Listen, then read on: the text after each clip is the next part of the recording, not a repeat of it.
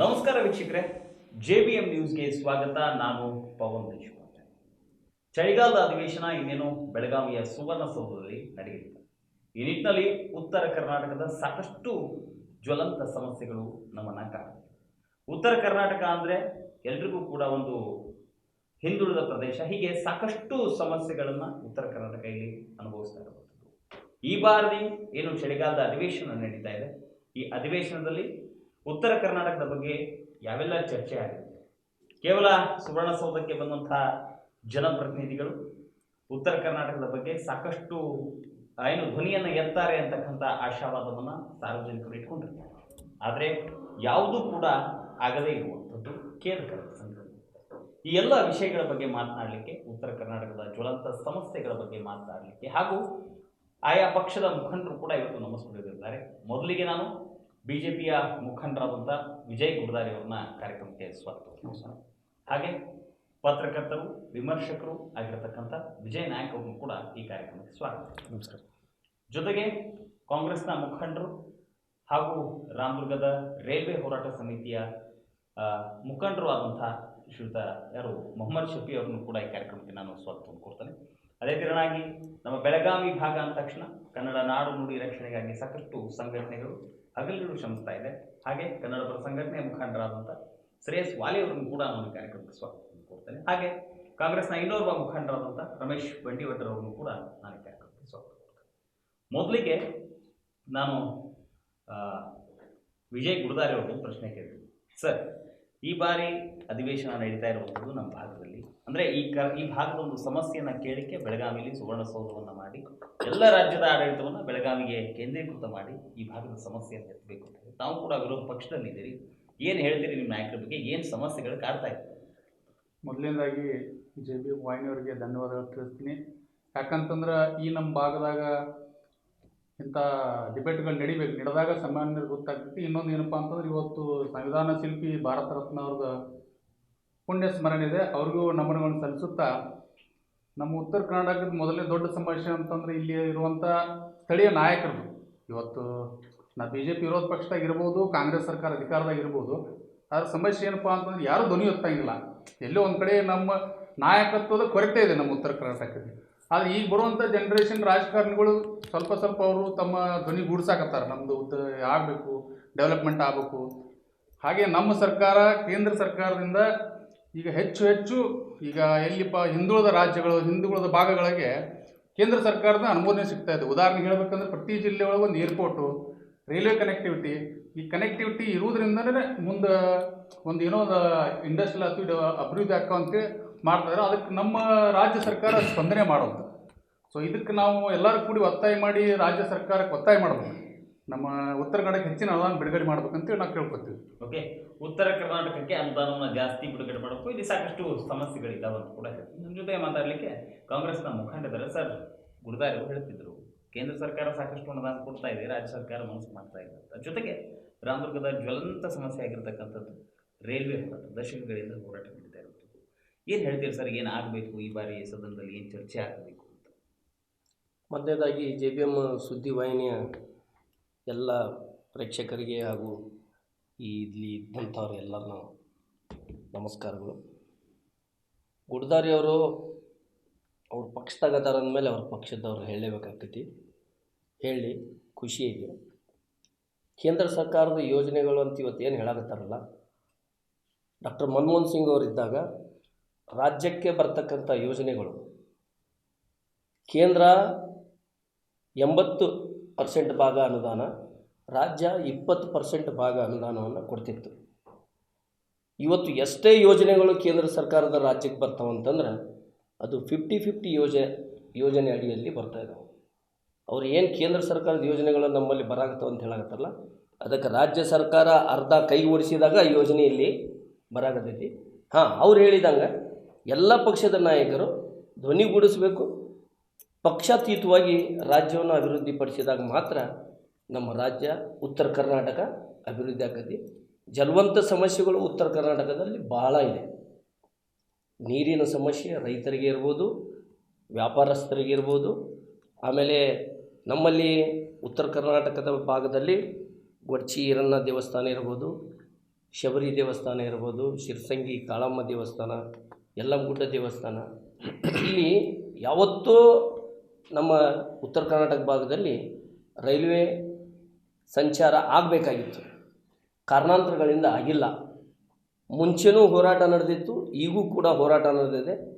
ಈಗ ನಡೆದಿರ್ತಕ್ಕಂಥ ಹೋರಾಟದಲ್ಲಿ ಸಂಪೂರ್ಣವಾಗಿ ಪಕ್ಷಾತೀತವಾಗಿ ಎಲ್ಲ ರಾಜಕೀಯ ಜನಪ್ರತಿನಿಧಿಗಳು ಇದರಲ್ಲಿ ಕೈ ಜೋಡಿಸಿ ಒಂದು ಹಂತಕ್ಕೆ ಇದನ್ನು ತಲುಪಿಸಿದ್ದಾರೆ.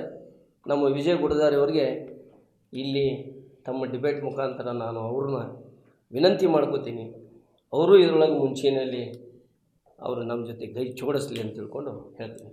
ಓಕೆ, ನನ್ನ ಮುಂದಿನ ಪ್ರಶ್ನೆ ವಿಜಯ್ ನಾಯಕ್ ಅವರಿಗೆ. ಸರ್ ಹೇಳ್ತಾ ಇದ್ರು, ನಾವು ನೋಡಬಹುದು ಸಾಕಷ್ಟು ಮಾಧ್ಯಮಗಳಲ್ಲಿ ನೋಡ್ತಾ ಇರ್ತೀವಿ, ಶರಣೇಗೌಡ ಕಂದಕೂರ್ ಅಂತಿದ್ದಾರೆ, ಅವರೊಂದು ಧ್ವನಿಯನ್ನು ಎತ್ತಿದ್ರು. ನಾನು ಯಾವುದೇ ರೆಕಮೆಂಡೇಶನ್ ಅಂದರೆ ಯಾವುದೇ ಭತ್ಯೆಗಳನ್ನು ತಗೊಳ್ಳೋದಿಲ್ಲ, ಉತ್ತರ ಕರ್ನಾಟಕದ ಅಭಿವೃದ್ಧಿ ಆಗಬೇಕು, ಅಭಿವೃದ್ಧಿ ಬಗ್ಗೆ ಚರ್ಚೆ ಆಗಬೇಕು ಅಂತ ಹೇಳ್ತಾರೆ. ಸೊ ಅವರು ಕೂಡ ಒಂದು ಒಳ್ಳೆಯ ಬೆಳವಣಿಗೆ. ಎಂತಹ ಶಾಸಕರು ನಮಗೆ ಬೇಕಾಗಿರ್ತಕ್ಕಂಥದ್ದು, ಯಾಕಂದರೆ ಉತ್ತರ ಕರ್ನಾಟಕದ ಬಗ್ಗೆ ಕಾಳಜಿ ಇರ್ತಕ್ಕಂಥ ಶಾಸಕರು ಸಾಕಷ್ಟಿದ್ದಾರೆ. ಆದರೆ ಬೆಳಗಾವಿ ಅಧಿವೇಶನ ಬಂದರೆ ಇದೊಂದು ರೀತಿ ನೆಪ ಮಾತ್ರಕ್ಕೆ ಅನ್ನುವಂತಾಗಿದೆ. ಏನು ಹೇಳ್ತೀರಿ ಇದು? ಏನಾಗಿದೆ ಅಂತಂದರೆ, ಉತ್ತರ ಕರ್ನಾಟಕ ಭಾಗ ಅಂತಂದರೆ ಮೊದಲಕ್ಕಿಂತನೂ ಇದನ್ನು ಕಡೆಗಣಿಸ್ತಾನೆ ಬಂದಿದ್ದಾರೆ. 1956ರಲ್ಲಿ ಕರ್ನಾಟಕ ಏಕೀಕರಣ ಆಗುತ್ತೆ. ಕರ್ನಾಟಕ ಏಕೀಕರಣ ಆದ ಸಂದರ್ಭದಿಂದ ಇಲ್ಲಿವರೆಗೂ ಕೂಡ ಉತ್ತರ ಕರ್ನಾಟಕ ಅಂದರೆ ಒಂದು ಹಿಂದುಳಿದ ಪ್ರದೇಶನೇ ಅಂತ ಹೇಳ್ಬೋದು. ಆ ಮಟ್ಟಿಗೆ ನಮಗೆ ಈ ಅನ್ಯಾಯ ಆಗಿದೆ ಅಂತ ಹೇಳ್ಬೋದು. 2002ರಲ್ಲಿ ಎಸ್ ಎಂ ಕೃಷ್ಣ ಅವ್ರ ಸರ್ಕಾರ ಇದ್ದಾಗ DN ನಂಜುಂಡಪ್ಪ ಅವರೊಂದು ಆಯೋಗ ಮಾಡ್ತಾರೆ. ಆ ಆಯೋಗ 8 ವರ್ಷಗಳ ಕಾಲ ಕರ್ನಾಟಕದಲ್ಲಿ ಸಂಚರಿಸಿ ಒಂದು ವರದಿಯನ್ನು ತಯಾರು ಮಾಡ್ತಾರೆ. ಆ ವರದಿ ಪ್ರಕಾರ 175 ತಾಲೂಕುಗಳನ್ನು ಅವ್ರು ಸಂಚರಿಸಿದಾಗ ಅದರಲ್ಲಿ 114 ತಾಲೂಕುಗಳು ಅಂದರೆ 60% ತಾಲೂಕುಗಳು ಹಿಂದುಳಿದ ಪ್ರದೇಶಗಳು, ಹಿಂದುಳಿದ ತಾಲೂಕುಗಳಂತ ಹೇಳಿದರೆ ಆಗಿನ ಹೈದರಾಬಾದ್ ಕರ್ನಾಟಕ, ಈಗಿನ ಕಲ್ಯಾಣ ಕರ್ನಾಟಕ ಅಂತ ಹೇಳ್ತೀವಿ. ಕಲ್ಯಾಣ ಕರ್ನಾಟಕಕ್ಕೆ ಕಲ್ಯಾಣ ಆಗೋದು ಬಿಟ್ಟು ಇನ್ನೂವರೆಗೂ ಯಾವುದೂ ಕಲ್ಯಾಣ ಆಗಿಲ್ಲ. ಯಾಕಂತಂದರೆ ಉತ್ತರ ಕರ್ನಾಟಕ ಭಾಗದ ಎಲ್ಲ ತಾಲೂಕುಗಳು ಹಿಂದುಳಿದರೂ ಸಹ ಅವಾಗ ಅವರು ವರದಿ ಪ್ರಕಾರ ಈ ಭಾಗಕ್ಕೆ ಹೆಚ್ಚಿನ ಅನುದಾನವನ್ನು ಕೊಟ್ಟರೆ ಕರ್ನಾಟಕದಲ್ಲಿ ಅಸಮಾನತೆ ಇರೋದಿಲ್ಲ, ಅಸಮಾನತೆ ಕಾಣೋದಿಲ್ಲ, ಅರಾಜಕತೆ ಕಾಣೋದಿಲ್ಲ. ಎರಡೂ ಉತ್ತರ ಕರ್ನಾಟಕ ಭಾಗ ಮತ್ತು ದಕ್ಷಿಣ ಕರ್ನಾಟಕ ಭಾಗದ ಎಲ್ಲ ಜನರಿಗೆ ಒಂದೇ ಥರದ ನ್ಯಾಯ ಸಿಗುತ್ತೆ ಅಂತ ಹೇಳಿದರು. ಆದರೆ 2012ರಲ್ಲಿ ನಮ್ಮಲ್ಲಿ ಸುವರ್ಣಸೌಧ ಆಗುತ್ತೆ ಬೆಳಗಾವಿಯಲ್ಲಿ. ಸುವರ್ಣಸೌಧ ನಿರ್ಮಾಣ ನೆಪ ಮಾತ್ರಕ್ಕಾಗಿ ಕರ್ನಾಟಕದಲ್ಲಿರುವಂಥ ಚಳಿಗಾಲ ಅಧಿವೇಶನ ಮಾತ್ರ ಆಗ್ತಾಯಿದೆ. ಆದರೆ ಅದರ ಪ್ರಕಾರವಾಗಿ ಯಾವುದೇ ಅಭಿವೃದ್ಧಿಯ ಬಗ್ಗೆ ಚಿಂತನೆ ಆಗೋದಿಲ್ಲ. ನಾವು ಯಾವ ಪಕ್ಷಗಳ ಬಗ್ಗೆ ಹೇಳಬೇಕಂದ್ರೆ, ಯಾಕಂದರೆ ಅಧಿಕಾರದಲ್ಲಿದ್ದಾಗ BJPಗರು ಬಸವರಾಜ ಬೊಮ್ಮಾಯಿ ಅವರು ಸಹ ಉತ್ತರ ಕರ್ನಾಟಕ ಭಾಗದಿಂದ CM ಆದವರು, ಆದರೂ ಸಹ ಯಾವುದೇ ಅಭಿವೃದ್ಧಿನ BJP ಅವರು ಕಂಡಿಲ್ಲ. ಇವತ್ತವರು ನನ್ನ ಪ್ರಕಾರ ಹೇಳಬೇಕಂದ್ರೆ ಅವರು ಅದರ ಬಗ್ಗೆ ಹೋರಾಟ ಮಾಡಲಿಕ್ಕೆ ಅವರು ನಿಸ್ಸೀಮರಲ್ಲ ಅಂತ ನಾನು ಹೇಳ್ತೀವಿ. ಯಾಕಂತಂದರೆ ತಮ್ಮ ಅಧಿಕಾರ ಅವಧಿಯಲ್ಲಿ ಉತ್ತರ ಕರ್ನಾಟಕ ಎಷ್ಟು ಭಾಗದನ್ನು ಕೊಡಬೇಕಾಗಿತ್ತು. ಯಾಕಂದರೆ ಬೆಂಗಳೂರಲ್ಲಿ ವಿಧಾನಸೌಧ ಇದೆ, ಕೇಂದ್ರೀಯ ಭಾಗ ನಮ್ಮ ರಾಜಧಾನಿ ಅಂತ ಹೇಳ್ತೀವಿ. ಆ ಭಾಗದಲ್ಲಿ ಯಾವ ರೀತಿ ಅಭಿವೃದ್ಧಿ ಬೆಂಗಳೂರು ಕಾಣ್ತಾ ಇದೆ ಅದರ 10-20% ಅಷ್ಟು ಬೆಳಗಾವಿಗೆ ನಾವು ಅಭಿವೃದ್ಧಿಯನ್ನು ಕಂಡಿಲ್ಲ. ಹೀಗಾಗಿ ನೆಪ ಮಾತ್ರಕ್ಕೆ ಚಳಿಗಾಲದ ಅಧಿವೇಶನ ಕೋಟಿ ಗಟ್ಟಲೆ ಹಣವನ್ನು ವ್ಯಯ ಮಾಡ್ತಾ ಇದ್ದಾರೆ. ಆದರೆ ಯಾವುದೇ ರೀತಿಯ ಅಭಿವೃದ್ಧಿ ಉತ್ತರ ಕರ್ನಾಟಕಕ್ಕೆ ಆಗಬೇಕು ಅನ್ನೋದೆಲ್ಲ ಕಾಗದದಲ್ಲಿ ಮಾತ್ರ ಆಗಿದೆ. ಯಾವುದೇ ಸರ್ಕಾರ ಬಂದರೂ ಇವತ್ತು ಕಾಂಗ್ರೆಸ್ ಸರ್ಕಾರ ಇರಲಿ ಅಥವಾ BJP ಸರ್ಕಾರ ಇರಲಿ, ಯಾವುದೇ ಸರ್ಕಾರ ಬಂದರೂ ಇವತ್ತು ಉತ್ತರ ಕರ್ನಾಟಕದ ಅಭಿವೃದ್ಧಿ ಶೂನ್ಯ ಅಂತ ಹೇಳ್ಬೋದು. ಕಾಟಾಚಾರಕ್ಕೆ ಮಾತ್ರ ಕೊಡ್ತಾ ಇದ್ದಾರೆ. ಯಾವುದೇ ಶಿಕ್ಷಣದ ವ್ಯವಸ್ಥೆ ಇಲ್ಲ, ಇನ್ನೂ ಬಾಲ್ಯ ವಿವಾಹ ಪದ್ಧತಿ ಇಲ್ಲಿಂದ ಹೋಗಿಲ್ಲ, ಇನ್ನೂ ಬಯಲು ಶೌಚಾಲಯ ಇಲ್ಲಿಂದ ಹೋಗಿಲ್ಲ. ಇದ್ರ ಬಗ್ಗೆ ಎಲ್ಲ ಗಮನ ಹರಿಸಬೇಕು. ಆದರೆ ಯಾವುದೇ ಸರ್ಕಾರ ಗಮನ ಹರಿಸ್ತಿಲ್ಲ. ಯಾವುದೇ ಬೃಹತ್ ಕೈಗಾರಿಕೆಗಳು ಇಲ್ಲಿ ಬೃಹತ್ ಕೈಗಾರಿಕೆಗಳಿಗೆ ಯಾವುದೇ ಒಂದು ವ್ಯವಸ್ಥೆಯನ್ನು ಸಹ ಸರ್ಕಾರ ಮಾಡಿಕೊಟ್ಟಿಲ್ಲ. ಹೀಗಾಗಿ ಯಾವ ಕೈಗಾರಿಕೆಗಳಲ್ಲಿ ಇಲ್ಲಿ ರಸ್ತೆ ಸಂಚಾರ ಇರ್ಬೋದು. ಹೀಗಾಗಿ ಅನೇಕ ಕಾರಣಗಳಿಂದ ಅಭಿವೃದ್ಧಿ ಕುಂಠಿತ ಉತ್ತರ ಕರ್ನಾಟಕ ಆಗಿದೆ, ಭಾಳ ಅನ್ಯಾಯ ಆಗಿದೆ ಅಂತ ಹೇಳ್ಬೋದು. ಇದ್ರ ಬಗ್ಗೆ ಎಷ್ಟು ಬಾರಿ ಇವರು ಅದನ್ನು ಬೆಳಗಾವಿಯಲ್ಲಿ ಅಧಿವೇಶನ ಮಾಡಿದ್ರು ಸಹ ಉತ್ತರ ಕರ್ನಾಟಕ ಇನ್ನೂ ಸಿಕ್ಕಿಲ್ಲ. ಈಗಾದರೂ ಈ ಬಾರಿ ಅಧಿವೇಶನದಲ್ಲಾದರೂ ಉತ್ತರ ಕರ್ನಾಟಕ ಸೀಮಿತವಾದ ಮೊತ್ತವನ್ನು ಇಟ್ಟು ಅಭಿವೃದ್ಧಿಗೆ ಪೂರಕವಾಗಿ ಎಲ್ಲ ಅಂದರೆ ಇಲ್ಲಿ ಭಾಗದ ಚುನಾಯಿತ ಪ್ರತಿನಿಧಿಗಳು ಶಾಸಕರು ಅಂತ ಹೇಳೋದಕ್ಕಿಂತ ಕರ್ನಾಟಕದಲ್ಲಿರುವಂಥ ಪ್ರತಿಯೊಬ್ಬ ಶಾಸಕರು ಇದರ ಬಗ್ಗೆ ಧ್ವನಿ ಎತ್ತಿದರೆ ಉತ್ತರ ಕರ್ನಾಟಕ ಅಭಿವೃದ್ಧಿ ಕಾಣ್ಬೋದು. ಸಾಕಷ್ಟು ಕೈಗಾರಿಕೆಗಳು ಆರ್ಥಿಕವಾಗಿ, ಶೈಕ್ಷಣಿಕವಾಗಿ ಉತ್ತರ ಕರ್ನಾಟಕಕ್ಕೆ ಸಾಕಷ್ಟು ಸೌಲಭ್ಯ ಬೇಕು ಅಂತ ಹೇಳ್ತಾರೆ. ನಮ್ಮ ಜೊತೆ ಕನ್ನಡ ಪರ ಸಂಘಟನೆ ಮುಖಂಡರಾದ ಶ್ರೇಯಸ್ ವಾಲಿ ಅವರ ಒಂದು ಪ್ರಶ್ನೆ. ಸರ್, ಈಗ ಬೆಳಗಾವಿ ಅಂದ ತಕ್ಷಣ ನಮಗೆ ನೆನಪಾಗೋದು MBS ಕರವೇ ಈ ರೀತಿಯ ಕನ್ನಡ ಪರವಾದಂತಹ ಕೆಲಸಗಳ ಬಗ್ಗೆ ಈ ಬಾರಿ ಅಧಿವೇಶನದಲ್ಲಿ ಏನು ಚರ್ಚೆ ಆಗಬೇಕು ಅಂತ ಹೇಳ್ತೀವಿ ನಿಮ್ಮ ಸಂಘಟನೆ? ಮೊದಲಾಗಿ ಇವತ್ತು ನಮ್ಮ ಚಳಿಗಾಲ ಅಧಿವೇಶನ 8ನೇ ತಾರೀಕಿಂದ ಶುರು ಆಗ್ತಾ ಇದೆ.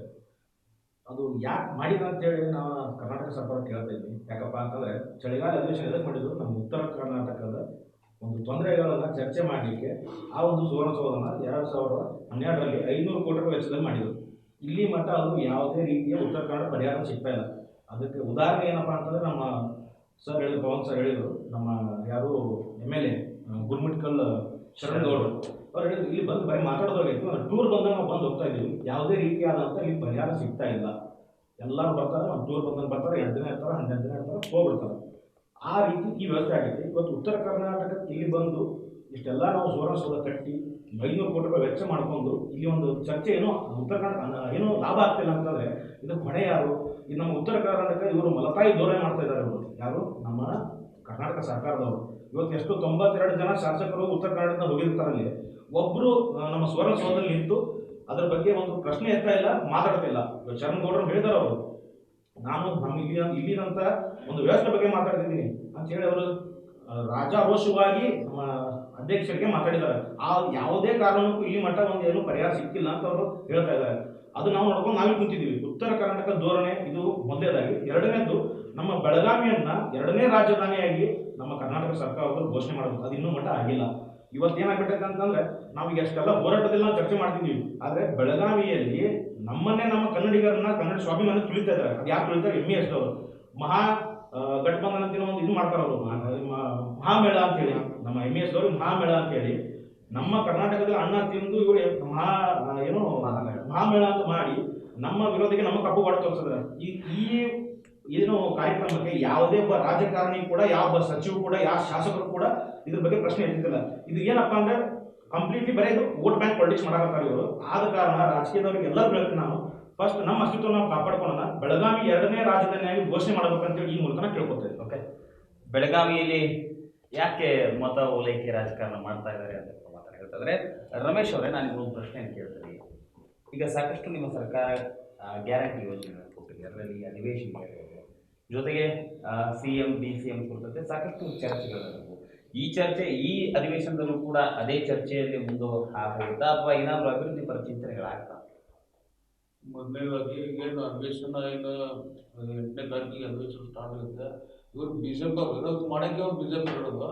ಆದರೆ ನಾವು ಈಗ 5 ಗ್ಯಾರಂಟಿ ಯೋಜನೆಗಳ ಬಗ್ಗೆ ಇಡೀ ರಾಜ್ಯಾದ್ಯಂತ ಏನು ಎಲ್ಲ ಉಪಯೋಗ ಆಗ್ತಾ ಇದೆ. ಅದರಲ್ಲಿ ಕೇಂದ್ರದಿಂದ ಏನು GST ಏನು ಕಟ್ತಾರಲ್ಲ, ಅದು ಸರಿಯಾಗಿ ನಮ್ಮ ರಾಜ್ಯಕ್ಕೆ ಬರ್ತಾ ಇಲ್ಲ. ಅದರಲ್ಲಿ ಸ್ವಲ್ಪ ಕುಂಠಿತಾಗ್ತೈತಿ. ಅದ್ರಾಗ ನಮ್ಗೇನು ಸಾಹೇಬ್ರು ಸಿದ್ದರಾಮಯ್ಯ ಸಾಹೇಬ್ರೇನು ಅವರಷ್ಟು ಟ್ಯಾಲೆಂಟ್ ಯಾವ ರಾಜ್ಯದಲ್ಲೂ ಇಲ್ಲ. ಅದನ್ನೆಲ್ಲ ನೀಗಿಸ್ತಾ ಇದ್ದಾರೆ.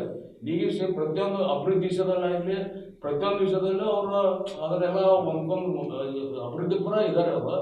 ಅದ್ರಾಗ ಏನು BJP ಅವ್ರೇನು ಯಾವಾಗ ಸರ್ಕಾರ ಬರ್ತೈತಿ, ಯಾವಾಗ CM ಚೇಂಜ್ ಆಗ್ತಾನ ಅಂತೇಳಿ ಇವರೆಲ್ಲ ಏನು ವಿರೋಧ ಮಾಡ್ತಾರ, ಅದೇನಾಗಲ್ಲ.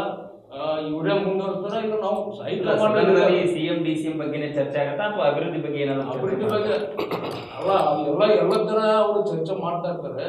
ಅದ್ರಾಗ ನಾವು ನಮ್ಗೆ ಏನು ಹೈಕಮಾಂಡ್ ಇರುತ್ತೆ, ಅವ್ರೇನು ಹೈಕಮಾಂಡ್ ಏನಿರುತ್ತೆ ಅದ್ರ ಪ್ರಕಾರ ಇವರೆಲ್ಲ ಹೊಂದಾಣಿಕೆ ಮಾಡ್ಕೊಂಡು ರಾಜಕೀಯ ಇದೆ 5 ವರ್ಷ ಕಂಟಿನ್ಯೂ ಆಗಿ ನಮ್ಮ ಸರ್ಕಾರನೇ ಇರುತ್ತೆ. ಇದ್ರಾಗ ಏನು ಸರ್ಕಾರ ಇರುತ್ತೆ ಸರ್, ಸರ್ಕಾರ ಇರುತ್ತೆ, ಅದ ಓಕೆ.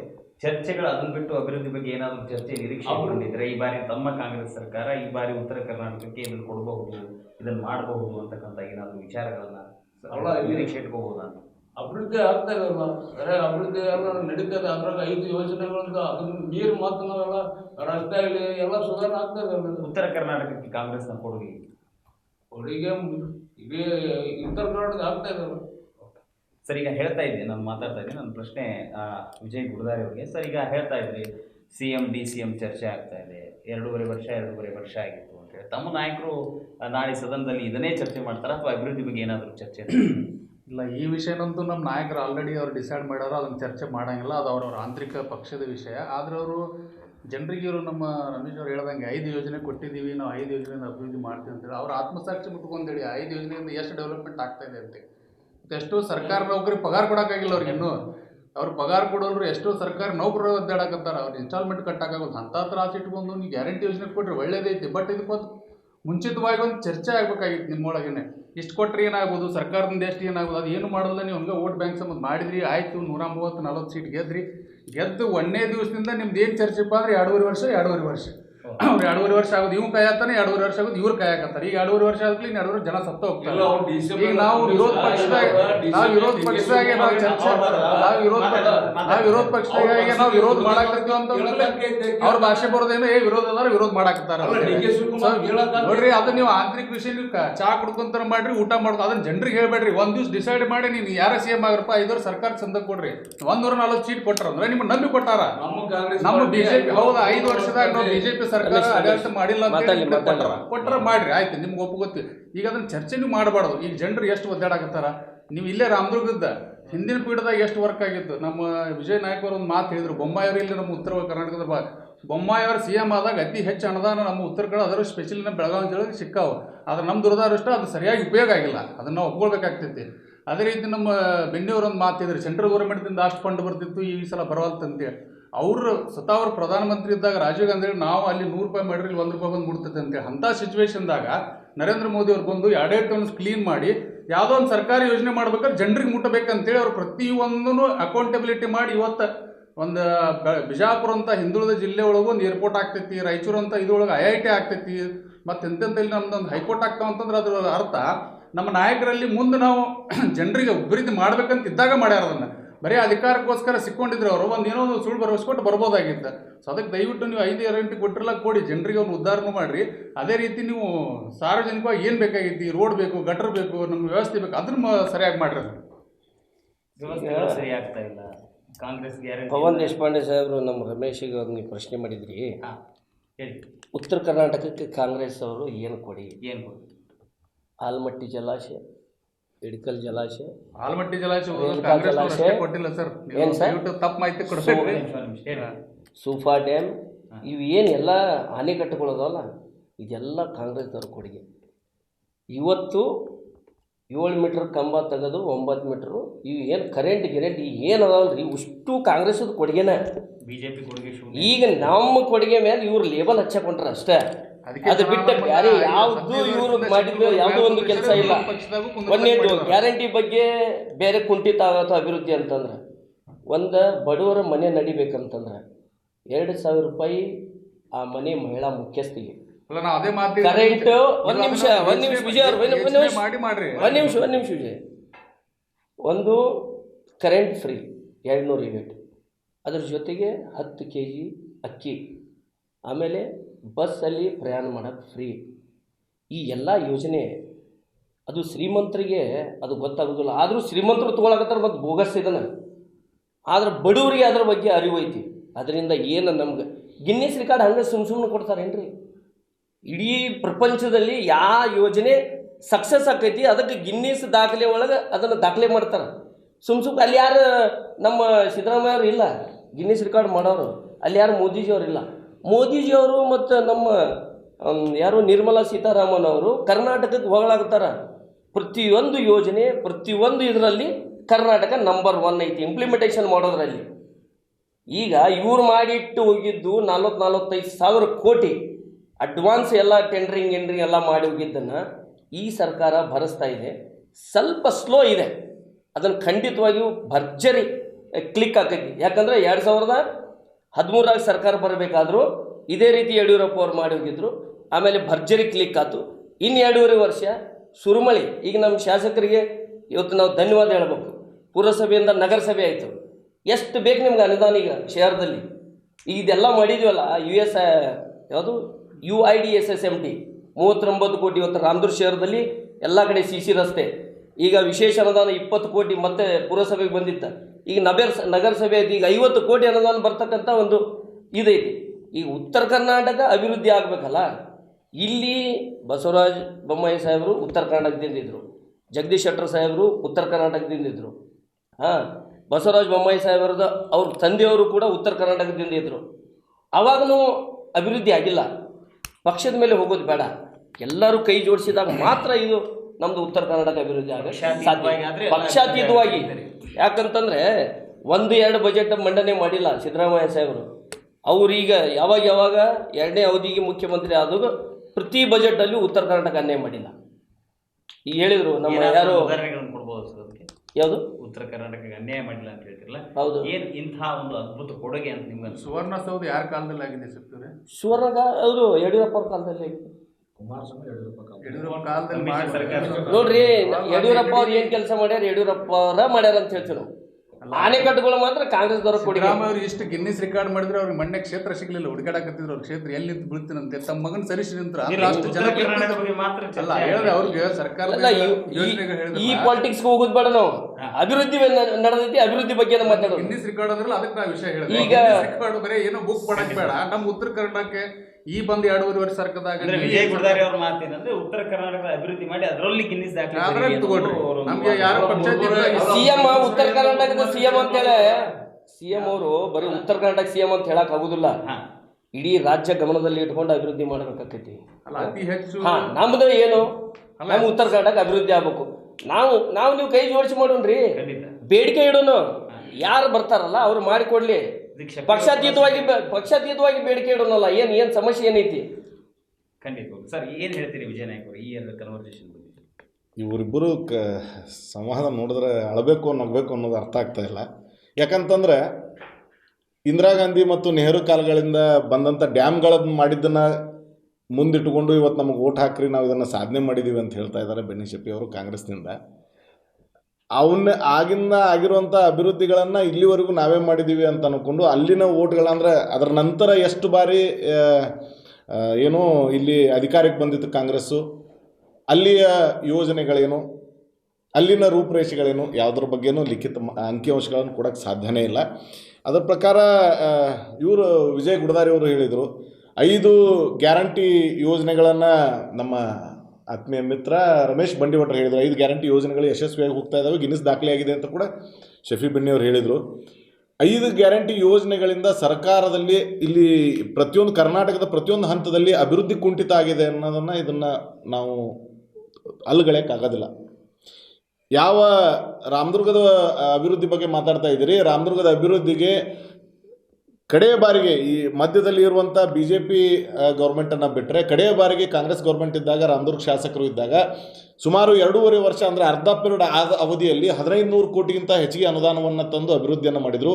ಇವತ್ತು ಆ ಅನುದಾನದ ಮೊತ್ತ 150 ಕೋಟಿ ದಾಟಕ್ಕೇ ಕುಂಟುತ್ತ ದಾಟ್ತಾ ಇದೆ ಅಂತಂದರೆ ಇದನ್ನು ನಾವು ಅಭಿವೃದ್ಧಿ ಅನ್ನಬೇಕು ಅಥವಾ ನಾವು ಈ ಯೋಜನೆಗಳ ಪರಿಣಾಮ ಅನ್ನಬೇಕು ಅರ್ಥ ಆಗ್ತಾ ಇಲ್ಲ. ಒಂದೇ ಮಾತು, ಯಾವ ಗ್ಯಾರಂಟಿ ಯೋಜನೆಗಳ ಬಗ್ಗೆ ಇವರು BJPಗರು ಮಾತಾಡ್ತಾ ಇದ್ದಾರೆ, ಈ ಥರ ಯೋಜನೆಗಳು ಕೊಟ್ಟರೆ ಅರಾಜಕತೆ ಆಗುತ್ತೆ, ಈ ಥರ ಯೋಜನೆಗಳು ಕೊಟ್ಟರೆ ಯಾರಿಗೂ ಉಪಯೋಗ ಇಲ್ಲ, ಅಭಿವೃದ್ಧಿ ಆಗೋದಿಲ್ಲ ಅಂತಂದರೆ ದೆಹಲಿ ಚುನಾವಣೆ ಮತ್ತು ಬಿಹಾರ್ ಚುನಾವಣೆಯನ್ನು ಇದೇ ಗ್ಯಾರಂಟಿಗಳನ್ನು ಕೊಟ್ಟೆ BJPಯವ್ರು ಗೆದ್ದಿದ್ರು. ಇದು ತಮಗೆ ನೆನಪಿರಲಿ. ಇದಕ್ಕೆ ಏನಂತಾರಂದರೆ, ಒಂದು ನಿಮಿಷ, ಇದಕ್ಕೆ ಏನಂತಾರಂದರೆ ಹೇಳೋದು ವೇದಾಂತ ತಿನ್ನೋದು ಬದನೆಕಾಯಿ ಅಂತಾರೆ. ಅದನ್ನೇ ಮಾಡಿ ಇವತ್ತು ಕರ್ನಾಟಕದಲ್ಲೂ ಇದೇನು ಹಂತಕ್ಕೆ ಬೇರೆ ಹಂತಕ್ಕೆ ಹೋಗೋದಿಲ್ಲ. ಈ ಕರ್ನಾಟಕದ 2028ರ ಚುನಾವಣೆಯಲ್ಲಿ BJPಗರು ಇದೇ ಗ್ಯಾರಂಟಿ ಯೋಜನೆಗಳನ್ನು ಕೊಡ್ತಾರೆ. ಯಾಕಂದರೆ ಜನರಿಗೆ ಅದೇ ಬೇಕಾಗಿತ್ತು. ಇವತ್ತು ಜನರಿಗೆ ಮೂಗಿಗೆ ತುಪ್ಪ ಬೆಣ್ಣೆ ಒರೆಸ್ತಾ ಇದ್ದಾರೆ. ಇದೇ ನಾವು ಕೊಡ್ತಾ ಇರೋ ಅಭಿವೃದ್ಧಿ ಅಂತ ಹೇಳ್ತಾ ಇದ್ದಾರೆ. 2000 ರೂಪಾಯಿ ನಾವು ಭಾಗ್ಯಲಕ್ಷ್ಮಿ ಯೋಜನೆ ಅಂತ ಗೃಹಲಕ್ಷ್ಮಿ ಯೋಜನೆ ಅಂತ ಏನು 2000 ರೂಪಾಯಿ ಹೆಣ್ಮಕ್ಳಿಗೆ ಕೊಡ್ತಾ ಇದ್ದಾರೆ. ಅದು 3 ತಿಂಗಳಿಗೊಮ್ಮೆ ಬರ್ತಾ ಇದೆ, ಬರ್ತಾ ಇದೆ ಕೊಡ್ತಾ ಇದ್ದಾರೆ. ಬಟ್ ಯಾಕೆ ಈ ಥರ ಆಗ್ತಾ ಇದೆ, ಬರ್ತಾ ಇಲ್ಲ ಅನ್ನೋದ್ರ ಬಗ್ಗೆನೂ ಗಮನ ಹರಿಸ್ಬೇಕಾಗತ್ತೆ. ಯಾಕಂದರೆ ಎಷ್ಟು ಸಾಲಗಳಾಗ್ತಾ ಇದ್ದಾವೆ. ಇದು ಸಾಮಾನ್ಯ ಒಬ್ಬರು ಜನರಿಗೆ, ನಾವು ಹಳ್ಳಿಗಾಡಿನಲ್ಲಿರುವಂಥ ಜನರಿಗೆ, ಮತದಾರರಿಗೆ ಇದ್ರ ಬಗ್ಗೆ ಅರ್ಥ ಆಗೋದಿಲ್ಲ. ಎಲ್ಲಿವರೆಗೂ ಈ ವಿಷಯಗಳು ಅರ್ಥ ಆಗೋದಿಲ್ಲ. ಈ ಯೋಜನೆಗಳನ್ನ ಏನು ಕೊಡ್ತಿದ್ದಾರೆ, ನಾವು 10 kg ಅಕ್ಕಿ ಕೊಟ್ಟಿದ್ದೀವಿ ಅಂತ ಅವಶ್ಯಕತೆ ಇದೆಯೋ ಇಲ್ಲೋ, ಅತಿ ಕಡು ಬಡವರಿಗೆ ಅದು ಮುಟ್ತಾ ಇದೆಯೋ ಇಲ್ಲೋ, ಇದರ ಪ್ರಮಾಣವನ್ನು ನಾವು ಪರೀಕ್ಷಿಸಿ ನೋಡಿದಾಗ 100ಕ್ಕೆ ನಮಗೆ 70% ಯಾರಿಗೆ ಅವಶ್ಯಕತೆ ಇಲ್ಲ ಅವ್ರಿಗೆ ಅಕ್ಕಿಗಳು ಮುಟ್ತಾ ಇದ್ದಾವೆ, ಅವ್ರಿಗೆ ಈ ಯೋಜನೆಗಳು ಮುಟ್ತಾ ಇದ್ದಾವೆ. ಇದರಿಂದ ರೋಡ್ ಡೆವಲಪ್ಮೆಂಟ್ ಎಲ್ಲಿ ಬಂದಿತ್ತಿದೆ? ಇವತ್ತು ರೋಡ್ಗಳಲ್ಲಿ ಬಿದ್ದಿರುವಂಥ ಗುಂಡಿಯನ್ನು ಮುಚ್ಚೋಕೆ ಇವತ್ತು ಸರ್ಕಾರ ಹತ್ರ ಹಣ ಇಲ್ಲ. ಪ್ರತಿಯೊಂದು ಕಚೇರಿಗಳಲ್ಲಿ ನಾವು ಮಾತಾಡಿಸಿದರೆ ಯಾವುದೇ ಒಂದು ಅನುದಾನ ಕೊಡಬೇಕಂದ್ರೆ ಹಣ ಇಲ್ಲ. ಹೀಗಾಗಿ ಈ ಒಂದು ಅರಾಜಕತೆ ಅಂತ ಹೇಳ್ಬೋದು. ಇದರಿಂದ ಈ ಮಾನಸಿಕತೆಯಿಂದ ನಾವು ಏನೋ ಒಂದು ಆಸೆ ಆಮಿಷ ತೋರಿಸ್ಕೊಂಡು ನಾವು ಓಟ್ ಹಾಕಿಸ್ಕೊಂಡು ನಾವು ಹೊರಗೆ ಬರಬೇಕು, ನಾವು ಗೆದ್ದು ಬರಬೇಕು, ನಾವು ಸರ್ಕಾರ ನಡೆಸಬೇಕು ಅನ್ನೋಂಥ ಮಾನಸಿಕತೆ ಅಂತ ಎರಡೂ ಸರ್ಕಾರಗಳು, ಎರಡೂ ಪಕ್ಷಗಳು ಅಥವಾ ಮತ್ತು ಇನ್ಯಾವ ಪಕ್ಷಗಳಿದಾವೆ ಹೊರಗಡೆ ಬಂದು ಅಭಿವೃದ್ಧಿಯನ್ನೇ ನಾವು ಚುಕ್ಕಾಣಿಯಾಗಿ ಹಿಡ್ಕೊಂಡು ಉತ್ತರ ಕರ್ನಾಟಕದಾಗಲಿ ಅಭಿವೃದ್ಧಿಯನ್ನು ಚುಕ್ಕಾಣಿಯಲ್ಲಿ ಇಟ್ಟುಕೊಂಡು ನಾವು ಮಾಡಿದ್ರೆ 100% ಆಗಿ ಜನರು ಮತದಾರರನ್ನು ಒಪ್ತಾರೆ. ಆದರೆ ಇವತ್ತಿನ ದಿನಮಾನಗಳಲ್ಲಿ ಗ್ಯಾರಂಟಿಯಿಂದನೇ ನಾವು ಸರ್ಕಾರ ನಡೆಸುವಂಥ ಸಂದರ್ಭ ಬಂದರೆ ಇದಕ್ಕೆ ಕಾಂಗ್ರೆಸ್ನಲ್ಲಿರುವಂಥ 70-80% MLAಗಳಿಗೆ ಅದರಿಂದ ಅವರೇ ಅದರ ವಿರುದ್ಧ ಧ್ವನಿ ಎತ್ತುತ್ತಾ ಇದ್ದಾರೆ. ಬಟ್ ಆಂತರಿಕವಾಗಿದೆ, ಬಹಿರಂಗವಾಗಿ ಅದು ಬಂದಿಲ್ಲ. ಹೀಗಾಗಿ ಈ ಯೋಜನೆಗಳನ್ನೆಲ್ಲ ನಿಲ್ಲಿಸಿ ಅಭಿವೃದ್ಧಿ ಏನು ಮಾಡಬೇಕು, ಶೈಕ್ಷಣಿಕವಾಗಿ ಏನು ಮಾಡಬೇಕು, ಆರೋಗ್ಯಕ್ಕಾಗಿ ಏನು ಮಾಡಬೇಕು, ಕೈಗಾರಿಕೆಗಾಗಿ ಏನು ಮಾಡಬೇಕು, ಉದ್ಯೋಗ ಸೃಷ್ಟಿ ಹೆಂಗೆ ಮಾಡಬೇಕು, ಇದ್ರ ಬಗ್ಗೆ ಗಮನ ಹರಿಸ್ಬೇಕಂತ ಅನ್ನೋದು. ಹೀಗಾಗಿ ಉತ್ತರ ಕರ್ನಾಟಕಕ್ಕೂ ಇಲ್ಲಿವರೆಗೂ ಕಂಡಿಲ್ಲ. ಮತ್ತಷ್ಟು ಈ ಅಭಿವೃದ್ಧಿ ಯೋಜನೆಗಳ ಜಂಜಾಟದಲ್ಲಿ ಉತ್ತರ ಕರ್ನಾಟಕ ಮತ್ತು ಏನಾಗಿದೆ ಅಂದರೆ ಅನ್ಯಾಯ ಆಗಿದೆ ಅಂತ ಹೇಳ್ಬೋದು. ಓಕೆ, ಈಗ ರಾಮದುರ್ಗ ಅಭಿವೃದ್ಧಿ ಬಗ್ಗೆ 150 ಕೋಟಿ ಅಂತೇಳಿ ನೀವು ಏನು ಕ್ವಶನ್ ಮಾಡಿದ್ರೆ, ಅದ್ರಾಗ ಅಶೋಕ್ ಅಣ್ಣಾರ ಅವ್ರದ್ದೇನ ಪವರ್ ಅಂತಾರಲ್ಲ, ಅದ್ರ ಪ್ರಕಾರ ನಾವು ಈಗ ನೋಡ್ಬೇಕು. ಬಸ್ ಸ್ಟ್ಯಾಂಡ್ ಅಂತ ಹೇಳ್ತಾರೆ, ಬಸ್ ಸ್ಟ್ಯಾಂಡ್ ಅವ್ರಿಗೆ ಸಿಕ್ಕೈತಿ. ಇದೊಂದು ಅದು 150 ರಾಮದುರ್ಗ ಒಂದು ವಿಷಯ ತಗೊಂಡ್ರ 150 ಕೋಟಿ, ಹೋದ್ಸರಿ 2,500 ಕೋಟಿ ಅದೇನೋ ಟೋಟಲಿ ಅನುದಾನ ಇತ್ತು. ಈ ಸರ್ಕಾರ ಏನ ಬಡವ್ರಿಗೇನು ಅನುಕೂಲ ಆಗ್ಲಿ ಅಂತೇಳಿ ಎಲ್ಲರಿಗೆ 5 ಯೋಜನೆಗಳು ಏನದಾವ ಎಲ್ಲರಿಗೂ ಅನುಕೂಲ ಆಗಿದೆ. ಈಗ ಧರ್ಮಸ್ಥಳಕ್ಕೆ ಹೋಗಿದ್ರ, ಶ್ರಾವಣಕ್ಕೊಮ್ಮೆ ಯಾರೋ ಮನ್ಯಾಗ ಒಬ್ರು ಹೋಗ್ಬರ್ತಾರೆ. ಈಗ ಫ್ರೀ ಬಗ್ಗೆ ಆಗಿದೆ, ಕಂಟಿನ್ಯೂಸ್ ಆಗಿ ಫ್ರೀ ಇದ್ದಾಗ ಒಂದ್ ದಿವಸ ಏನೋ ಅವ್ರ ರಜಾ ಸಿಕ್ತಂದ್ರ ಹೋಗಿ ದರ್ಶನ ತಗೊಂಡ್ಬರ್ತಾರ. ಯಾರಿಗೆ ಇದೆಲ್ಲ ಗ್ಯಾರಂಟಿ ಇದ್ರ ಮ್ಯಾಗಲ್ಲ. ಅವು 2,000 ರೂಪಾಯಿ ಏನೋ ಒಬ್ರು ಬಡವ್ರಿಗೆಲ್ಲ 2,000 ಅಂದ್ರೆ ದೊಡ್ಡದ ಒಂದ್ ಸಂತಿ ಜೀವನ ಎಲ್ಲ ಮಾಡ್ತಿರ್ತಾರೆ. ಸಂತಿ ಎಲ್ಲ ಹೋದ್ ಸಾರಿ ಸರ್ಕಾರ ಬಂದಾಗಿಂದ, ಹೋದ್ ಸಾರಿ ಸರ್ಕಾರ ಇದ್ದಿದ್ದು ರಾಮದುರ್ಗ ಇರಲಿ, ಕರ್ನಾಟಕದಲ್ಲಿ ಇರಲಿ, ಹೋದ್ ಸಾರಿ ಸರ್ಕಾರ ಬಂದಿದ್ದಕ್ಕೆ ಇಲ್ಲ ಒಂದು ಇಲ್ಲಿವರೆಗೂ ಬಂದಿದ್ದ ಅನುದಾನಕ್ಕೆ ಇದು ನೀವು ಒಪ್ಕೊಳ್ತೀರಿ?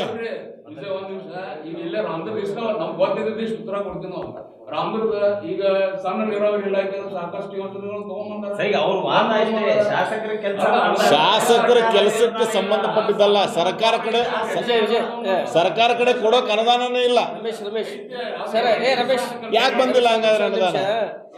ಈಗ ವಿಜಯ್ ಅವ್ರು ಏನು ಹೇಳಿದ್ರು ಅಂದ್ರೆ, ಹೋದ ಅವಧಿ ಒಳಗೆ 2.5 ವರ್ಷಕ್ಕೆ 1,500 ಕೋಟಿ ಅನುದಾನ ಆಲ್ರೆಡಿ ಬಂದುಬಿಟ್ಟು.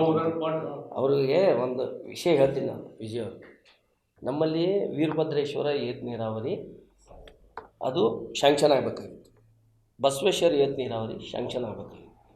ಈ ಹಿಂದಿನ ಅವಧಿ ಒಳಗೆ ಬಸವೇಶ್ವರ ಏತ ನೀರಾವರಿ, ವೀರಭದ್ರೇಶ್ವರ ಏತ ನೀರಾವರಿ ಮಂಜೂರಾತಿ ತೊಗೊಂಡಿವಿ ನಾವು. ಅದೇ ಮೇಜರ್ ಅಮೌಂಟ್ ಇತ್ತು. ಈಗ ಕೆನಾಲ್ಗಳನ್ನು ಹರಿಬೇಕು, ಜನರಿಗೆ ನೀರು ಮುಟ್ಟಬೇಕಂತಂದ್ರೆ ಹಂತ ಹಂತವಾಗಿ ಕೊಡ್ತಾಯಿದ್ದಾರೆ. ನೀವು ಹೇಳಿದ್ರಲ್ಲ 1,500, ಅದೇನು ಎರಡು ಮಾತಿಲ್ಲ, ಕರೆಕ್ಟ್ ಹೇಳಿದೆ. ಮೇಜರಾಗಿ 2 ನಮ್ಮದು, ಅದರಲ್ಲಿ 800 ಕೋಟಿ ಒಂದು, 500 ಕೋಟಿ ಒಂದು. ವೀರಭದ್ರೇಶ್ವರ ಏತ ನೀರಾವರಿ 549 ಕೋಟಿ, ಯಾವುದು ಬರೀ ಜಪ್ಪಲಿಗೆ. ಆಮೇಲೆ ಈಗ ಬಸವೇಶ್ವರ ಏತ ನೀರಾವರಿ 800 ಚಿಲ್ಲರ್ ಕೋಟಿ. ಅಲ್ಲೇ ನಮ್ಮದು ನಿಯರ್ 1,500 ಕರೋಡಿಗೆ ಬಂದುಬಿಡ್ತಾಯಿದ್ವಿ. ಅದು ಈಗ ಬೇರೆ ರೀತಿಯಿಂದ ಡೆವಲಪ್ಮೆಂಟ್ ಹಂತವಾಗಿ ಎಲ್ಲ ಇಲಾಖೆಗೆ ಬರಾಕ್ತಾವೆ. ಮೇಜರ್ ಇರಿಗೇಷನ್ 100 ಕೋಟಿ ಮೊನ್ನೆ ಕೊಟ್ಟಾರ. ಆಮೇಲೆ ಮೈನರ್ ಇರಿಗೇಷನ್ 80 ಕೋಟಿ ಕೊಟ್ಟಾರ. ಪುರಸಭೆ ಇಲಾಖೆಯಿಂದ ಇಷ್ಟು ತೊಗೊಂಬಂದಾರ. ಕೃಷಿ ಇಲಾಖೆಗೆ ತೊಗೊಂಬಂದಾರ. ಆಮೇಲೆ ಸಮಾಜ ಕಲ್ಯಾಣ ಇಲಾಖೆಯಿಂದ MDRS ಸ್ಕೂಲ್ ಪ್ರಮಾಣ. ನಾನು ಹೇಳ್ತಾ ಇರೋ ವಿಷಯ ವಾದ ಏನಂತಂದ್ರೆ, ಕ್ಯಾಲ್ಕುಲೇಷನ್ ನೀವು ವಾದ ಏನಂತಂದ್ರೆ ಸರ್, ನೀವು ಇಲ್ಲ ಒಂದು ನಿಮಿಷ ಉತ್ತರ ಕರ್ನಾಟಕದ ಅಭಿವೃದ್ಧಿ ಬಗ್ಗೆ ಚರ್ಚೆ ಇದೆ ಅಂತ ನೀವು ನಮ್ಗೆ ಹೇಳಿದ್ರಿ. ಪರ್ಟಿಕ್ಯುಲರ್ ಆಗಿ ರಾಮದುರ್ಗದ ಬಗ್ಗೆ ಅಂತಂದ್ರೆ ನಾವೆಲ್ಲ ಜಿಯೋ ಕಾಪಿನ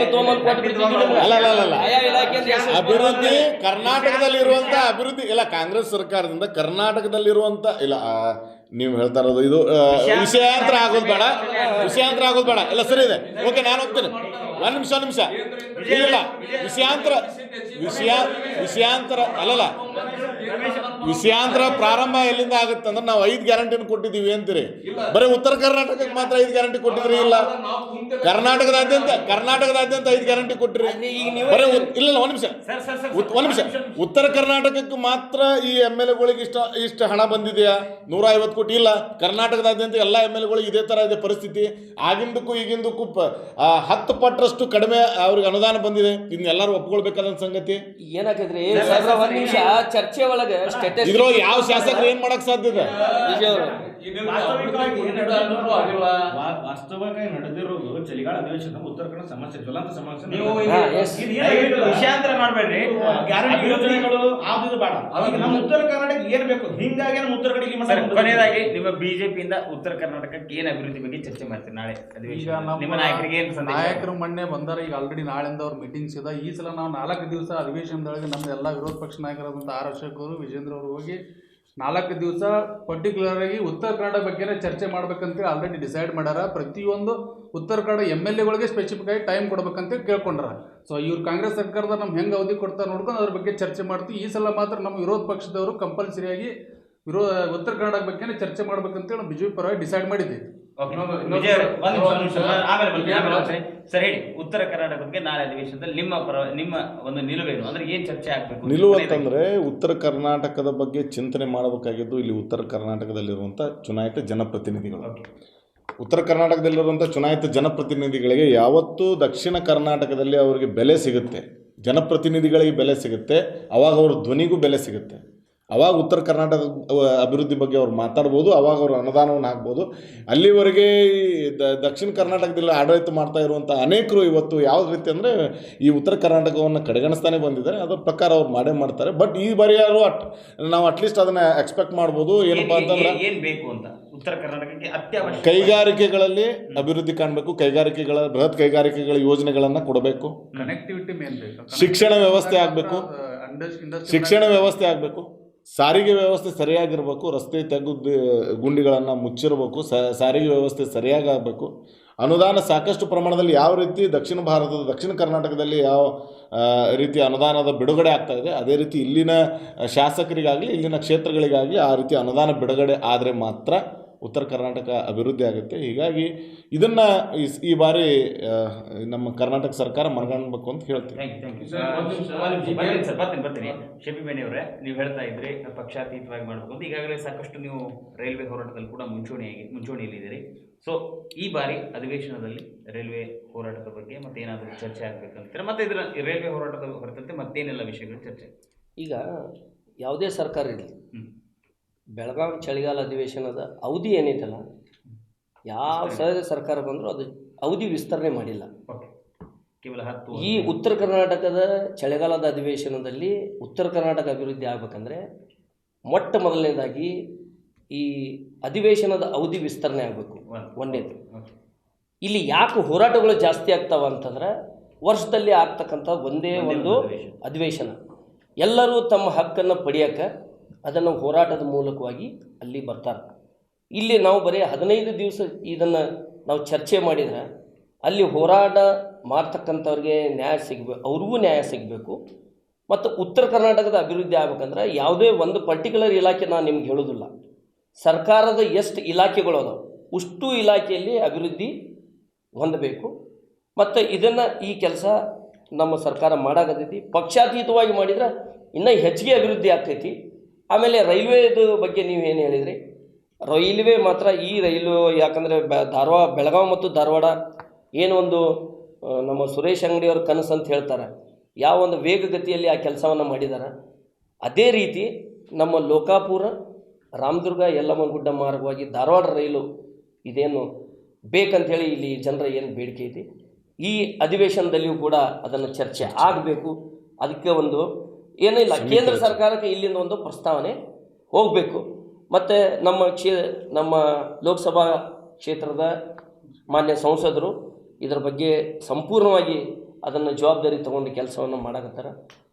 ಇಲ್ಲಿ ಅದನ್ನೆಲ್ಲ ಚರ್ಚೆ ಆಗಲಿ ಅಂತೇಳಿ ನಾನು ತಮ್ಮ ಮುಖಾಂತರ ವಾಹಿನಿ ಮುಖಾಂತರ ಹೇಳ್ತೀನಿ. ಖಂಡಿತವಾಗ್ಲೂ ಶಫಿ ಅವರು ತುಂಬ ಒಂದು ಒಳ್ಳೆಯ ವಿಷಯವನ್ನು ಪ್ರಸ್ತಾಪ ಮಾಡಿದ್ರಿ. ಕೇವಲ ಅಧಿವೇಶನ 10 ದಿನನೂ 12 ದಿನನೂ 15 ದಿನನೂ ಬೇಡ. ಆಮೇಲೆ ಉತ್ತರ ಕರ್ನಾಟಕ ಅಭಿವೃದ್ಧಿ ಆಗಬೇಕಾದ್ರೆ ಪಕ್ಷಾತೀತವಾಗಿ ಮಾಡಬೇಕು ಹೇಳಿದ್ರು ಜಗದೀಶ್ ಶೆಟ್ಟರ್ ಅವರಾಗಿರ್ಬೋದು. ಹೀಗೆ ಸಾಕಷ್ಟು ಸ್ಥಳೀಯ ಶಾಸಕರಾಗಿರ್ಬೋದು ರೈಲ್ವೆ ಹೋರಾಟಕ್ಕೆ ಕೈ ಜೋಡಿಸಿದ್ದಾರೆ. ಇದನ್ನು ಕೂಡ ಪ್ರಸ್ತಾವ ಈಗ ಅಧಿವೇಶನದಲ್ಲಿ ಚರ್ಚೆ ಆಗಲಿ, ರಾಮದುರ್ಗಕ್ಕೆ ರೈಲು ಮಾರ್ಗ ಬರಲಿ ಅನ್ನೋ ವಿಷಯ ಅಂತ ಹೇಳಿದ್ರು. ಹಾಗೆ ಶ್ರೇಯಸ್ ಅವರು ಕೊನೆಯದಾಗಿ ಏನು ಹೇಳ್ತೀರಿ, ಏನು ಚರ್ಚೆ ಆಗಬೇಕು ತಮ್ಮ ಒಂದು ಇದರಲ್ಲಿ? ಸರ್, ಮೊದಲನೇದಾಗಿ ಇದು ಪಕ್ಷಾತೀತವಾಗಿ ಉತ್ತರ ಕರ್ನಾಟಕ ಅಭಿವೃದ್ಧಿಗೆ ಎಲ್ಲ ಶಾಸಕರು ಸಚಿವರು ಕೈ ಜೋಡಿಸ್ಬೇಕು. ಇವತ್ತು ನಮ್ಮ ಚಳಿಗಾಲ ಅಧಿವೇಶನ ನಡೆದಾಗ ಸುವರ್ಣಸೌಧದಾಗ ಪ್ರತಿಯೊಬ್ಬರು ಇದ್ರ ಬಗ್ಗೆ ಧ್ವನಿ ಎತ್ತಬೇಕು. ಇವತ್ತು ನಾವು ಗ್ಯಾರಂಟಿ ಯೋಜನೆಗಳಲ್ಲಿ ನಾವು ಇದು ತಂದೀವಿ ಅಂತೇಳಿ ನಮ್ಮಲ್ಲೇ ನಾವು ಕಚ್ಚಡ ಆಗ್ತೀವಿ ಇಲ್ಲಿ. ಹಾಗಾಗಿ ನಮ್ಮ ಉತ್ತರ ಕರ್ನಾಟಕದ ಅಭಿವೃದ್ಧಿ ಏನು ಕುಂಠಿತ ಆಗುತ್ತೆ, ಇಲ್ಲಿ ಯಾವುದೇ ರೀತಿ ಅಭಿವೃದ್ಧಿ ಆಗ್ತದೆ. ಮೊನ್ನೆದ್ದು ಕರ್ನಾಟಕ ಏಕೀಕರಣ ಸಾಕಷ್ಟು ಮಹಾನ್ ವ್ಯಕ್ತಿಗಳು ಹೋರಾಟಗಾರರು ಅದಕ್ಕೊಂದು ಕೈ ಜೋಡಿಸಿ ನಮ್ಮ ಕರ್ನಾಟಕ ಅನ್ನೋದು ಮಾಡ್ಯಾರ. ಆ ಕರ್ನಾಟಕದ ಏನಾಗ್ಬಿಟ್ಟಂದ್ರೆ ಉತ್ತರ ಕರ್ನಾಟಕ ಮತ ಧೋರಣೆ ಅಂತ ಆಗಲೇ ಹೇಳಿದೆ, ಹಂಗಾಗ್ಬಿಟ್ಟೈತಿ. ಈಗ ಇವತ್ತು ಏನಪ್ಪಾ ಅಂತಂದ್ರೆ ಎಷ್ಟೊಂದು ಜ್ವಲಂತ ಸಮಸ್ಯೆಗಳಿದಾವೆ. ಒಂದು ಶಿಕ್ಷಣ ಆಗಲಿ, ಒಂದು ನಮ್ಮ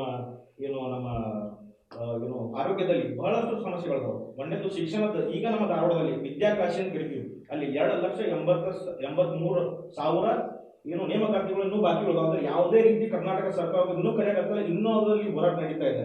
ಆ ಒಂದು ಸಮಸ್ಯೆ ಬಗ್ಗೆ ನಮ್ಮ ಶಾಸಕರಾಗಲಿ ಸಚಿವರು, ನಮ್ಮ ಉತ್ತರ ಕನ್ನಡ ಸಚಿವರು ಧ್ವನಿ ಎತ್ತಬೇಕು. ಯಾಕಂದ್ರೆ ಇವತ್ತು ಎಷ್ಟೋ ಜನ ಹುಡುಗರು ತಮ್ಮ ಮನೆ ಬಿಟ್ಟು ಅಲ್ಲಿ ಕಲಿಯಾಕಂತ ಅಲ್ಲಿ ಹೋಗಿದಾರ, ಬೆಂಗಳೂರು ದುಡ್ಯಾಕ್ ಹೋಗಿದಾರ, ಒಂದು IT BT ಕಂಪ್ನಿ ಸಂಬಂಧ ಧ್ವನಿ ಎತ್ತಿರಿ. ಅವಾಗ ನಮ್ಮ ಶಾಸಕರಂತ ನಿಮಗೆ ಹೆಮ್ಮೆ ಅಂತ ನಾವು ಬೆಳಕು ಬರ್ತೈತಿ. ಇವತ್ತು ನೀವು ಏನೈತಿ ಬರೀ ನಿಮ್ಮಲ್ಲಿ ಕಚ್ಚಾಡೋದು, ಒಂದು ಅಧಿಕಾರ ಹೆಚ್ಚಿಗೆ ಒಂದು ಸಚಿವ ಸ್ಥಾನಕ್ಕೆ ಇದು ಮಾಡೋದು ಬೇಡ. ನಮ್ಮ ಉತ್ತರ ಕರ್ನಾಟಕ ಪ್ರಾಮುಖ್ಯವಾದ ಸಚಿವ ಸ್ಥಾನ ಕೊಡಿ. ಇವತ್ತು ನಮ್ಮ ಅಶೋಕನ ಪಟ್ಟಣ ಅವರು ಈಗ ಇಷ್ಟೆಲ್ಲ ಮುಖ್ಯ ಸಚಿವರಿಗೆ ಕೆಲಸ ಮಾಡಿದಾರ, ಅಂತವ್ರಿಗೆ ನಾವು ಸಚಿವ ಸ್ಥಾನ ಕೊಡ್ರಿ. ನಮ್ಮ ರಾಮದುರ್ಗದಿಂದ ಹಿಡಿದು ಇವತ್ತು ಉತ್ತರ ಕನ್ನಡ ಬೆಳೆಯಕ್ಕೆ ನಮ್ಮ ಸಚಿವ ಸ್ಥಾನ ನೀವು ಕೊಟ್ರಿ ಅಂತಾರೆ, ಅಭಿವೃದ್ಧಿ ಆಗಕ್ಕೆ ಎಲ್ಲದೂ ಕಾರಣ ಆಗ್ತೈತಿ. ಇದೊಂದು ನಾನು ಕಳಕಳಿಯ ಮನವಿ ಮಾಡ್ತೀನಿ ಕರ್ನಾಟಕ ಸರ್ಕಾರ ಕೈ ಕೇಳ್ತೀನಪ್ಪ ಅಂದ್ರೆ ನಮ್ಮ ಉತ್ತರ ಕರ್ನಾಟಕದ ಬಗ್ಗೆ ನೀವು ಚಳಿಗಾಲ ಅಧಿವೇಶನದಾಗ ಒಂದು ಪರಿಹಾರ ಸೂಕ್ತವಾಗಿ ಕೊಡ್ರಿ. ಬರೀ ನಿಮ್ದು ಟೂರ್ಗೆ ಹೋಗಿ ಬಂದಂತ ಆಗಬಾರ್ದಂತೆ ಈ ಮೂಲಕ ನಿಮ್ಮ JBM ಅಂತ ಕೇಳ್ಕೊಂತೀವಿ. ಓಕೆ, ರಮೇಶ್ ಬಂಡೀರ್ ಅವರು ನೀವೇ ಹೇಳ್ತೀರಿ, ಏನ್ ಚರ್ಚೆ ಆಗಬೇಕು, ತಮ್ಮ ಶಾಸಕರಿಗೆ ಏನೆಲ್ಲ ವಿಷಯಗಳನ್ನು ಹೇಳಿದ್ದೀರಿ, ಇದೆಲ್ಲ ಆಗಬೇಕು? ಆಯ್ತು, ಮೊದಲನೇ ಶ್ರೇಯಸ್ ಹೇಳಂಗೆ ನಮ್ಮ ತಾಲೂಕಿನ ಅಭಿವೃದ್ಧಿ ಬಗ್ಗೆ ಹೇಳ್ಬೇಕಂದ್ರೆ ನಮ್ಮ ಶಾಸಕರು ಅವ್ರು ಹೇಳಿದ್ದಾರೆ. ಈಗ ಉತ್ತರ ಕನ್ನಡ ಟೋಟಲಿ ಅಭಿವೃದ್ಧಿ ಆಗ್ಬೇಕಂದ್ರೆ ಕೇಂದ್ರನು ಸ್ವಲ್ಪ ಕೈ ಜೋಡಿಸ್ಬೇಕು. ಅಲ್ಲಲ್ಲ, ನಾನು ಹೇಳ್ತಾ ಇರೋದು ಈ ಅಧಿವೇಶನದಲ್ಲಿ ಏನ್ ಚರ್ಚೆ ಆಗ್ಬೇಕು, ಏನ್ ಆಶಾಭಾವನೆ ಇಟ್ಕೊಂಡಿದ್ದೀರಿ? ಇದೇ ನಮ್ಮ ಟೋಟಲಿ ಉತ್ತರ ಕರ್ನಾಟಕ ಅಭಿವೃದ್ಧಿ ಆಗ್ಬೇಕಂದ್ರ ಒಂದೇ ಮಾತು ಹೇಳ್ತೇನೆ. ಈಗ ಕೇಂದ್ರದಿಂದ ಏನು ಅವರು ಸ್ವಲ್ಪ ಕೈ ಜೋಡಿಸಿದ್ರ, ಈಗ ವಿಜಯ್ ಹೇಳಿದ ಒಂದು ಏನೋ ಒಂದು ಮೆಡಿಕಲ್ ಆಗ್ಲಿ, ಶಿಕ್ಷಣ ಬಗ್ಗೆ ಆಗ್ಲಿ, ಏನೋ ಒಂದು ದೊಡ್ಡ ದೊಡ್ಡ ಕಂಪ್ನಿಗಳಾಗಿ ಒಂದು ಏನೋ ಯುವಕರಿಗೆ ಉದ್ಯೋಗ ಸಿಕ್ಕಂಗೆ ಆಗೈತಿ. ಇಂಥವೆಲ್ಲ ಆಗ್ಬೇಕಂದ್ರ ಕೇಂದ್ರದವರ ಸ್ವಲ್ಪ ರಾಜ್ಯದ ಕಡೆ ಸ್ವಲ್ಪ ಗಮನ ಹರಿಸ್ಬೇಕಂತೇಳಿ ತಮ್ಮ ಮೂಲಕ ಕೊನೆಯದಾಗಿ ವಿಜಯ್ ಕುಮಾರ್ ಈ ನಮ್ಮ ಶೆಟ್ಟಿಯವರು ಹೇಳಿದ್ರು ನಾವು ಉತ್ತರ ಕನ್ನಡ ಬಗ್ಗೆ ಅಷ್ಟೇ ಚರ್ಚೆ ಮಾಡೋದಂತ. ಈಗ ನಾವು ಆಲ್ರೆಡಿ ನಮ್ಮ BJP ಅವ್ರ ಬಗ್ಗೆ ಹೇಳಿದೆ. ನಾನು ಅದೇ ರೀತಿ ತಮ್ಮ ವಾಹಿನಿ ಮೂಲಕ ಕಾಂಗ್ರೆಸ್ MLAಗಳು ಅಲ್ಲಿ ಬೆಳಗಾಂ ಜಿಲ್ಲೆ ಅಲ್ಲ, ಉತ್ತರ ಕಡೆ ಎಲ್ಲ MLAಗಳು ರಿಕ್ವೆಸ್ಟ್ ಮಾಡೋದೇನಪ್ಪ ಅಂದ್ರೆ ನೀವು ನಮ್ಮ ಉತ್ತರ ಕನ್ನಡಕ್ಕಾಗಿ ಒತ್ತಾಯ ಮಾಡಿರಿ. ನೀವು ಯಾರು ನಮ್ಮ ಯತ್ನಾಳ್ ಅವ್ರು ಹೇಳ್ದಂಗೆ ಅಪ್ಪಾಜಿ ಅಣ್ಣಾಜಿ ಅಂತ ಹೇಳಿ ಬತ್ತಿಗಳು MLA ಆಗೋದು ಬೇಡ. ಕುಂದಪುರ ಗದ್ದೆ ನಾವು ಹೋರಾಟ ಮಾಡಿ ನಮ್ಮ ಉಮೇಶ್ ಕತ್ತೇರ್ ಗದ್ದೆ ನೇರವಾಗಿ ಕೇಳ್ರಿ. ಯಾಕಂದ್ರೆ ನಮ್ಮ ಹಕ್ಕು ಐತದ, ನಮ್ಮ ಸಂಬಂಧ ನಿಮ್ಮನ್ನ ಆರಿಸಿ ಕಳಿಸಿವಿ. ಸೊ ಅದಕ್ಕೆ ದಯವಿಟ್ಟು ತಮ್ಮ ಮುಖಾಂತರ ಕೇಳ್ತೀವಿ, ಸೈದ್ಧಾಂತಿಕವಾಗಿ ಬದ್ಧತೆ ಇರುವಂಥ ಶಾಸಕರನ್ನ ಆರಿಸಿ ಕಳಿಸಿ ಮೊದಲ. ನಂತರ ಅವ್ರನ್ನ ನಾವು ಹೋಗಿ ಕೇಳ್ಬೋದು, ನೀವು ಹಿಂಗೆ ಯಾಕೆ ಕೆಲಸ ಮಾಡಿಲ್ಲ ಅಂತೇಳಿ. ನಾವು ಯಾರೋ ಅಪ್ಪಗ ಹಾಕಿದ ಗಿಡಕ್ಕೆ ಹೋಗಿ ಉರ್ಲಪ್ಪಂಥ ಪರಿಸ್ಥಿತಿಯಾಗಿ ನಾವು ಅಡ್ಡಾಡಕತ್ತೀವಿ. ಹೋಗಿ ನಮ್ಮ ಅಭಿವೃದ್ಧಿಯಾಗ ಇನ್ನೂ 20 ವರ್ಷ ಇನ್ನೂ ಮಾಡೋಕ್ಕಾಗಂಗಿಲ್ಲ. ಸೊ ದಯವಿಟ್ಟು ಈ ವಾಹಿನಿ ಮೂಲಕ ಕೇಳ್ಬೋದೇನಂದ್ರೆ ಕಾಂಗ್ರೆಸ್ ಮತ್ತು ನಮ್ಮ BJP ಎಲ್ಲ MLAಗಳಿಗೆ ಪ್ರತ್ಯೇಕವಾಗಿ ನಮ್ಮ ಉತ್ತರ ಕನ್ನಡಕ್ಕೆ, ಅದರಾಗ ನಮ್ಮ ಬೆಳಗಾಂಗೆ ಈಗ ಎಷ್ಟೋ ಇಂಡಸ್ಟ್ರಿಯಲ್ಲಿ ಬಂದು ಹೊಳ್ಳೊಂಟಾವು. ಯಾಕಂದರೆ ಇದು ನಾವು 2 ಸ್ಟೇಟ್ ಕನೆಕ್ಟ್ ಆಗುವಂಥ ಜಿಲ್ಲೆ ಇಟ್ಕೊಂಡು ನಾವು ಹಿಂದುಳಿದೀವಿ ಅಂದರೆ ಇದು ನಮ್ಮಂಥ ದೌರ್ಭಾಗ್ಯ ಯಾರ್ದಲ್ಲ. ಸೊ ತಮ್ಮ ವಾಹಿನಿ ಮೂಲಕ ಕೇಳ್ತೀನಿ, ದಯವಿಟ್ಟು ಉತ್ತರ ಕನ್ನಡ ಬಗ್ಗೆ ನೀವು ಜಾಸ್ತಿ ಮಾತಾಡ್ರಿ, ಅಭಿವೃದ್ಧಿಯನ್ನು ಮಾಡಿರ್ತೀವಿ. Okay, thank you Vijay Kumar ಅವರು. ಹೀಗೆ ಸಾಕಷ್ಟು ವಿಷಯಗಳ ಬಗ್ಗೆ ಚರ್ಚೆಯನ್ನು ಮಾಡಿದ್ವಿ. ಅಧಿವೇಶನ ಅನ್ನೋದು ಕೇವಲ 10-12 ದಿನಕ್ಕೆ ಉಳಿಸೋದು ಬೇಡ, ಅದನ್ನು ಜಾಸ್ತಿ ಅದರ ಕಾಲವನ್ನು ವಿಸ್ತರಣೆ ಮಾಡ್ತೀವಿ. ಜೊತೆಗೆ ಸಾಕಷ್ಟು ಜ್ವಲಂತ ಸಮಸ್ಯೆಗಳ ಬಗ್ಗೆ ಇಲ್ಲಿನ ಜನಪ್ರತಿನಿಧಿಗಳು, ಉತ್ತರ ಕರ್ನಾಟಕ ಭಾಗದ ಜನಪ್ರತಿನಿಧಿಗಳು ನಿಷ್ಠುರವಾಗಿ ಮಾತಾಡಬೇಕು, ಜೊತೆಗೆ ಧ್ವನಿ ಎತ್ತುವಂಥ ಕೆಲಸ ಮಾಡಬೇಕು. ಹೀಗೆ ಸಾಕಷ್ಟು ವಿಷಯಗಳನ್ನು ನಮ್ಮ ಜೊತೆ ಇಷ್ಟೊತ್ತು ಹಂಚಿಕೊಂಡಿದ್ದಂತಹ ಎಲ್ಲ ಅತಿಥಿಗಳು ಕೂಡ ಧನ್ಯವಾದವನ್ನು ಹೇಳ್ತೀನಿ. ಹೀಗೆ ಮತ್ತೊಂದು ವಿಷಯದೊಂದಿಗೆ ಮತ್ತೆ ನಿಮ್ಮನ್ನು